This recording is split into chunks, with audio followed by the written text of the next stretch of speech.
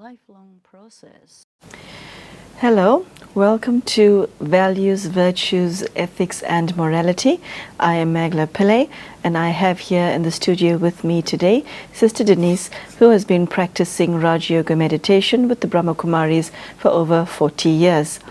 The format of today's show is called Socratic Dialogue, which is the process of eliciting a clear expression of truth by putting questions to another. The purpose of this show is to take a new look at what Sister Denise calls conventional morality, to question, to analyze, to dialogue the value system that the world holds, the human conscience, to look at human conduct and the way we speak, the way we interact with each other, and see whether our way of functioning still works for us, or should we give it up and look at an alternative. Sister Denise, thank you so much for being in the studio with us today. Very, very warm welcome. Thank you. Today's topic is a paradigm shift. And from where I'm sitting and looking at simply the news headlines on a global level today, whether it's BBC News or CNN, it is quite obvious that the world has become quite a scary place because of human conduct, and it is getting progressively worse. And the sense in my heart and with many people is that something's got to give. What is your take on that? Well, we're reaching a point where people are feeling uncomfortable because things can be bad, and people say, well, it's been like this from time to time. It's not something out of the ordinary. But more and more people are beginning to say, no, something out of the ordinary is happening, and because of that, we don't really quite know how to think about it, which means we're in an unusual situation. Okay. And so what paradigm shift, could you explain what exactly is meant by that term?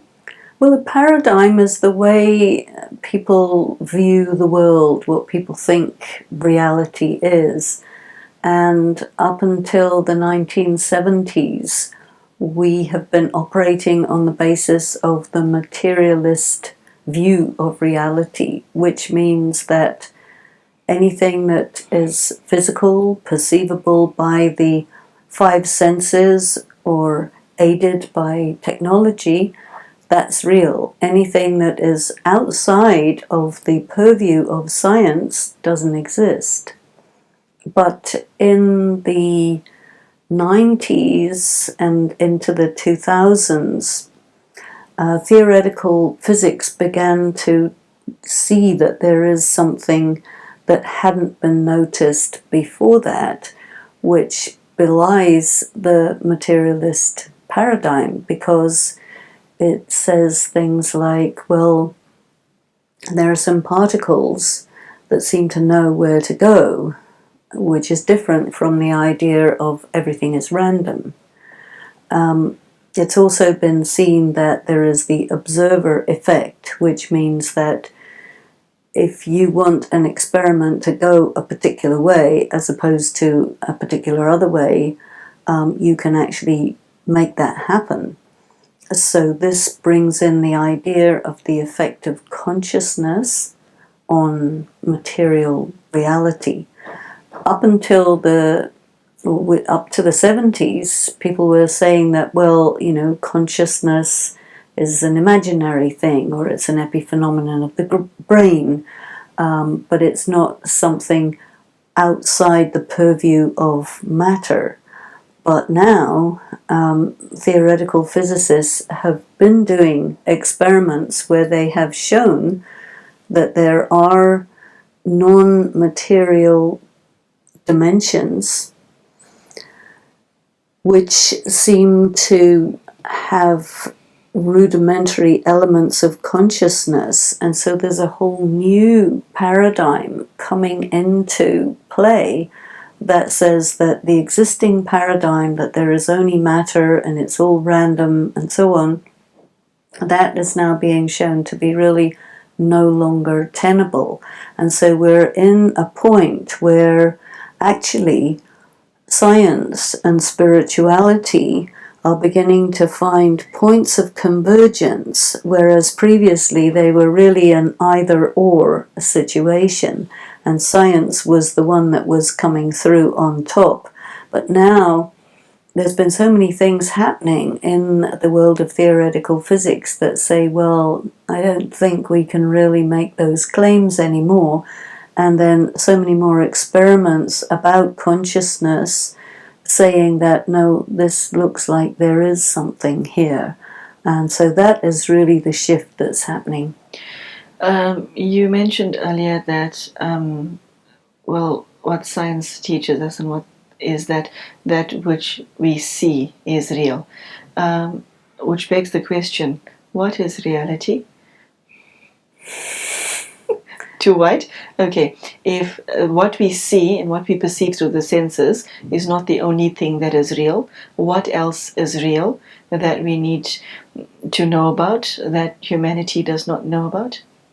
Well, now we're able to say that thoughts are things, whereas previously people thought a thought isn't anything at all, so it doesn't matter what you think. Now you factor in thought into the laws of karma, what you say, what you do, what you think, what atmosphere and vibration you create with your thought, that alters what happens. So it means it's real, but it's very, very difficult to detect because it's not physical reality. Okay, so Sister Denise, what shift has to occur? We're here right now. Where do we have to move to? I think the place... And won't it destroy everything that we know, that we hold to be true, if once we do make that shift? It might. Yeah, isn't that enough to scare anyone not to make the paradigm shift? Because Definitely. Everyone's comfortable. The world is a scary place, but everyone's very comfortable. Well, so when it's really bad, but at least you know the really bad, then you don't really want to go into an unknown territory. But I think that there are enough people experimenting and finding things that saying, well, the unknown territory is not perhaps quite as unknown, quite as scary as people make out, and let's go there, let's see what it is, because the way things are at the moment, it's not really comfortable, even though there are some who prefer the comfort zone of the known, even if it's not good. So where we are at the moment is we're saying we are physical bodies, we are physical objects. Where I think we're going is to say that actually we're not physical objects, we are spiritual beings who use the physical object of the human body and all the physical aspects of the physical world in order to experience, to express ourselves, to give meaning in this dimension, but that behind the material dimension there is a spiritual dimension, which is of course alluded to totally by the religions. But the problem with the religions from the angle of the scientists is that it requires a person to have blind faith, because so much of it is a tenet that cannot be explained, and the rational scientific people are not willing to let go of things that can be explained in favor of things that can't be explained. But I think that there is a dawn of an awakening of spirituality where the intangible is becoming possible to explain, so that the rational thinkers of science and the mystically inclined, spiritually inclined people are finding areas where they can actually meet. And this is something very new and very important. And this is really where the paradigm shift can take place. When I listen to you, it seems so almost inconsequential. I'm a soul, I'm not a body. Wow, big deal. Why is it such a big deal? Well, there are implications. Okay, what are the implications? It sounds almost too simple, Sister Denise. Well, the Like so expressions, shockingly simple. And yes, it's something that the world has had some intelligent minds. The world has had some deeply religious people. The world has magnificent human beings who've understood and known everything, and yet none of them have cottoned on to what you just said. well, some of them probably have an understanding of some parts of it, maybe not all of it, definitely, because people are coming from all kinds of different traditions and different angles. But what I would say is that the implication of spirituality is a very big one. That is that I, as an individual, have never not existed. And that there will never be a time when I, as an individual, cease to exist. That's big. That's the implication of spirituality. Then another implication that is big, yes. Yes. That there is a God, there is the God, who is the God of all the religions and so on, who can be known. Otherwise, most of the religions say God is by definition unknowable.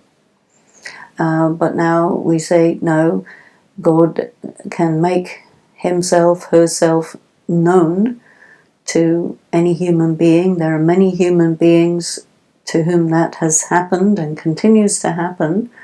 And a God can explain human existence, before life, after death, what happens, the big picture of the origins of the universe, the continuation, and what's next. The information about this is around. And then there are people who say, yes, I can understand this. There are other people who say, this is so different from what I am comfortable with that I choose to deny it, avoid it, ridicule it, or whatever, but not take it on board. But the thing is, with such a powerful truth, is it has the capacity to persist. It has the capacity to be known by more and more people. And once something is known by more and more people, it's in the airwaves, it's in the thought waves. And so then it becomes articulated, it becomes represented in literature, in the arts, in people's lives, and so on. So it takes on a substance of reality that is, in a sense, competitive with those views that choose to say it doesn't exist, you see. Because when something has enough strength within itself to assert its existence, then it becomes undeniable. So God comes from far in the distance of the discarnate, non-perceivable, into the realm of what can be perceived, what can be articulated, and then it becomes something that can be argued for, represented, displayed in different ways. Is simply the understanding that I am a soul enough? to cause the paradigm shift? Okay, if one has this, if one hears your talk and thinks, that's so beautiful, I can buy this quite easily, and then realize, okay, I am a soul. What happens? Is there a consequential shift in behavior, your relationships, the way you speak to others? Do you suddenly become vegetarian? What happens? Well, is the shift a paradigm shift? Is it just a mental thing, or is it a social thing, a political thing, economic thing? Where I think is it an individual thing? Is it a collective thing? I think that the implication and the impact is throughout. You see, for example, the idea that a person is a soul and cannot be killed makes war completely meaningless, because every time you kill hundreds of thousands of people, they all reincarnate right away. So why are you doing that? Doesn't make any sense. You see, when you go into the depths of karma, one set of people kill the other side, and then they reincarnate on the other side, and it's like, what's going on? War becomes completely meaningless, completely mindless, you see. So then the meaningfulness of human action is based on different principles, you see. The idea that you can destroy a person is based on the materialist paradigm.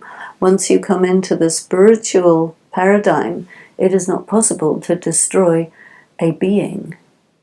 So if you go around killing people's bodies, well, they'll just get replaced. And it's odd to see that wherever there is killing, there's also raping. Why is there raping? So that all those dead people can reincarnate. But in a state of trauma, which means that the relationships between the warring parties is going to get worse and worse and worse until it becomes unbearably horrible. And then there is a crisis point, you see. So what is going to be the effect of the paradigm shift on the external? You've discussed now what happens inside. Outside, what's the effect? Because from what you're saying, a person's such a huge change in the way you think and perceive yourself will have far-reaching ramifications for how you relate to your immediate family. Yes. Okay. So, what is the end ripple? What is the end result of this ripple effect? I think that people feel that their identity comes from their family, their nationality, their professional activity, and so on. So knowing the self as a soul means I'm an actor. I get born somewhere, I come into relationship with these people, there is karma going on between all these people, and then when this body finishes, I leave these people and go somewhere else, according to karma. So the spiritual paradigm means we have to really understand karma, because if we don't, we're going to put ourselves in more and more trouble.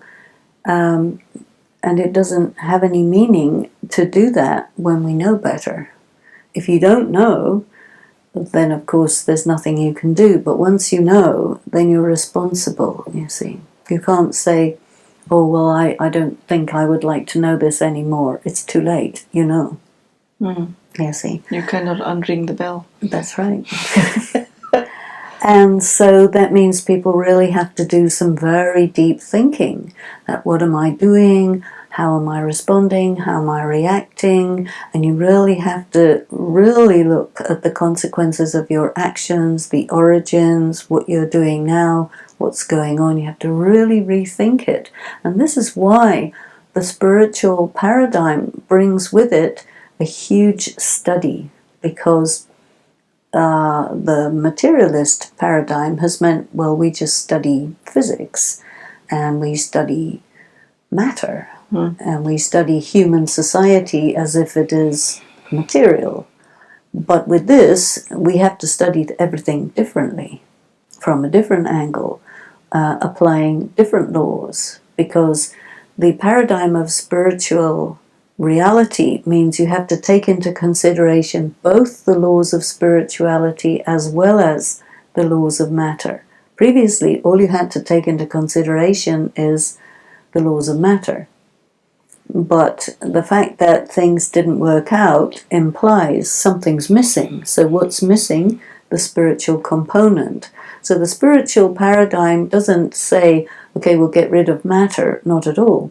It says that matter and spirit have to work together. When you deny the spiritual component, then matter and spirit are working in opposition, which is very harmful and disastrous. So, on that note, what then is your relationship to matter if there is a paradigm shift like the one you just described? How do you relate to your body? And what happens to your responsibilities? Well, your body is your instrument, so you have to take care of it, but you do not become it. You are not it. It is a belonging, and it is temporary. So you cannot be attached to it. You cannot be emotionally involved with it, but you have to be responsible for it. You cannot look in the mirror and say, I am really ugly, you see. You look in the mirror and say, okay, this is the condition of my body, but I am a beautiful soul. And that changes the vibration, because the body is very much affected by the vibration which is put out by the thoughts of the soul, because souls think, souls act through the body. Hold on, say that again.